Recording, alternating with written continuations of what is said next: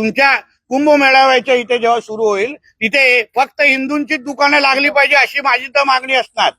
कशाला पाहिजे तिथे गोल टोपी दाढीवाले तिकडे त्यांची दुकानं थुकून देतात, तसं पण सगळं थुकून देतात. मग ह्या सगळ्या अगर हिंदूंचा एवढा मोठा सण आहे, हिंदूंचा एवढा महाकुंभ आहे, तिथे सगळे हिंदूंचीच दुकानं असली पाहिजे माझं असं म्हणणं आहे.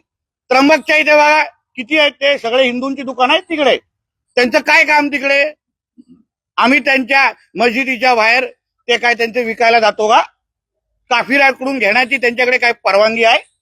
त्यांच्या कुराणमध्ये परवानगी आहे काफिराकडून घेण्याची? लगेच फेकून टाकतील. मग महाकुंभच्या इथे पण आजूबाजूच्या ते फिरकता पण कामा नाही असे, मग ते पण नाव बदलून येणार. मग दुकानाच्या बाहेर जय श्रीराम फुलवाले लिहिणार आणि आतमध्ये अब्दुल बसला असणार.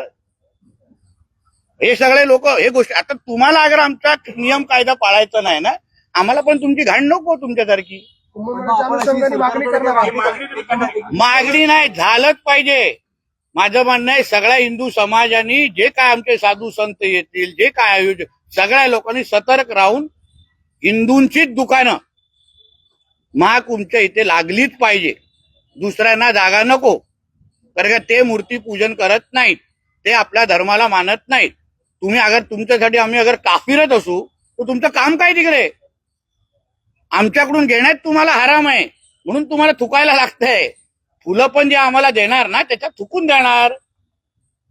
विचारा नाही का, कोणातरी उभा करा माझ्या बाजूला, खरं आहे का खोटं आहे?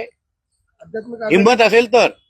दक्ष न्यूज, सामान्यांच्या हक्कासाठी नेहमी दक्ष.